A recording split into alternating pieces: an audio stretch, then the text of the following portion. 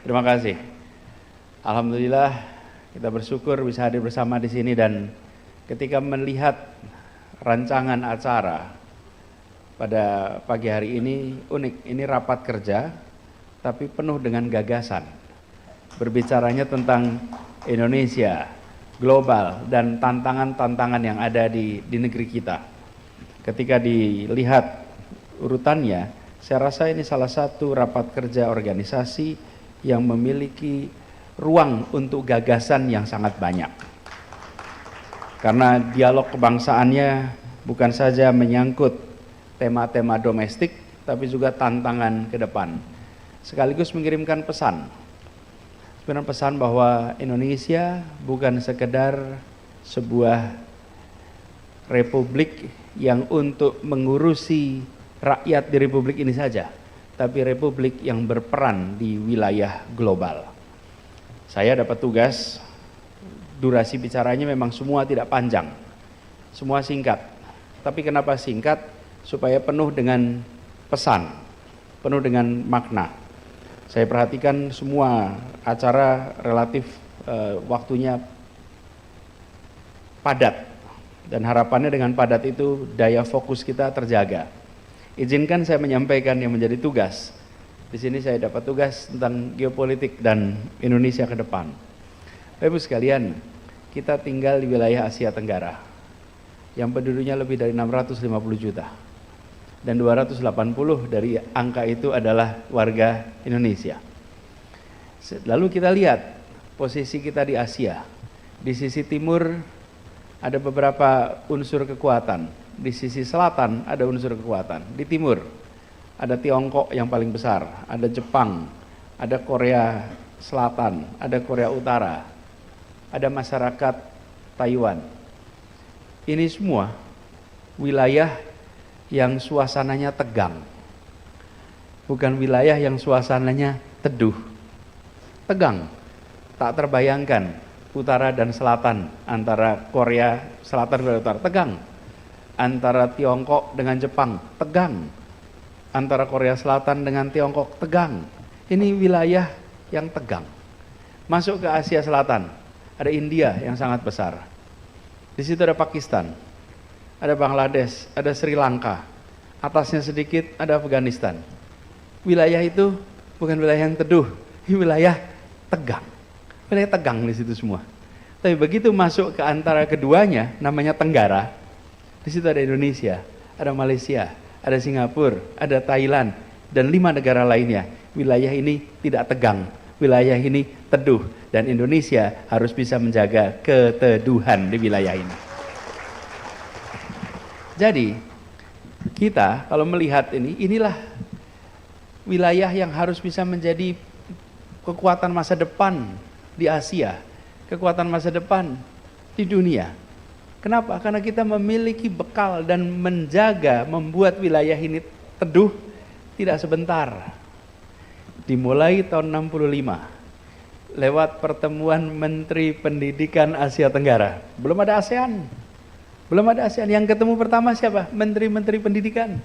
Dan menteri pendidikan itu berkumpul lalu bilang, kita tidak mungkin wilayah ini tenang teduh kalau pendidikan kita tidak berinteraksi sama-sama.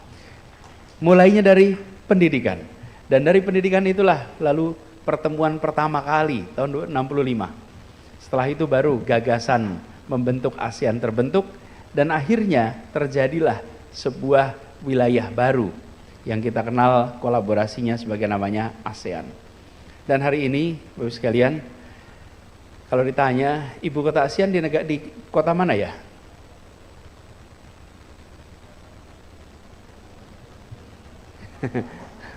Ibu kota ASEAN itu di mana Bapak Ibu? Kita harus bisa menjawab dengan jelas dan tegas. Jakarta adalah ibu kota ASEAN. Karena itu waktu dulu saya bertugas di Jakarta, ada stasiun kereta api MRT yang lewat di depan kantor kejaksaan. Saya minta stasiun itu diberi nama stasiun ASEAN. Supaya apa? Setiap hari mengingatkan penggunanya bahwa Jakarta itu bukan hanya ibu kota Indonesia, tapi Jakarta juga ibu kota ASEAN. Dan di Jakarta ini Bapak Ibu lihat semua duta besar, kedutaan internasional di sini punya dua duta besar, satu duta besar untuk Indonesia, satu duta besar untuk ASEAN. Dan kalau Bapak Ibu datang ke kedutaan Indonesia di luar negeri, pasti muncul dua bendera juga, satu bendera Indonesia, satu bendera ASEAN. Nah, saya ingin menyampaikan pada semua bahwa Indonesia punya ruang yang sangat besar untuk berperan di wilayah Asia Tenggara, Asia, apalagi dunia. Nah, syarat untuk bisa melakukan itu, PR domestiknya harus beres. PR domestiknya karena kewibawaan di dunia internasional dimulai dari kewibawaan domestik. Tidak bisa kita memainkan peran internasional kalau domestik kita tidak bisa jadi contoh. Ketika kita mengatakan kepada dunia bahwa kita harus mementingkan persoalan lingkungan hidup, orang tanya, you udah beresin belum soal lingkungan hidup? Ketika kita mengatakan pada dunia, kita harus menjadi negara yang menghormati hak asasi manusia. You udah beres belum soal hak asasi manusia? Ketika kita mengatakan pada dunia bahwa kita harus menjunjung tinggi prinsip demokrasi. Ada demokrasi tidak di tempat Anda? Karena itulah, mengapa kita harus bereskan persoalan-persoalan domestik juga, selain tugas Republik yang ada dalam Undang-Undang Dasar untuk rakyatnya, tapi tugas Republik yang ada dalam Undang-Undang Dasar untuk dunia. Karena kita hadir bukan sekedar untuk penduduk di Nusantara, tapi kita hadir sebagai warga dunia. Itu sebabnya kita harus selalu muncul dalam pertemuan-pertemuan global. Bapak-Ibu sekalian, bertahun-tahun Indonesia absen di pertemuan PBB. Kepala negara tidak muncul. Selalu Menteri Luar Negeri.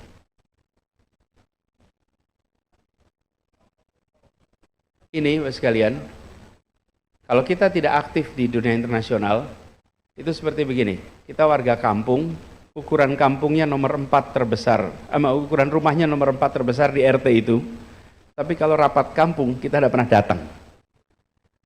Cuman kita bayar iuran jalan terus, bikin rame juga tidak, taat di kampung. Cuman begitu rapat warga, kita nggak datang, padahal ukuran rumah kita nomor 4 terbesar di kampung itu. Sudah saatnya kita tidak lagi pasif. Sudah saatnya kita ambil posisi yang proaktif. Nah, bagaimana dengan masa depan kita? Indonesia memiliki penduduk yang luar biasa besar, dan konsekuensi dari besarnya penduduk Indonesia, pasar kita menjadi pasar yang sangat menarik. Bagi siapa? Bagi siapapun juga.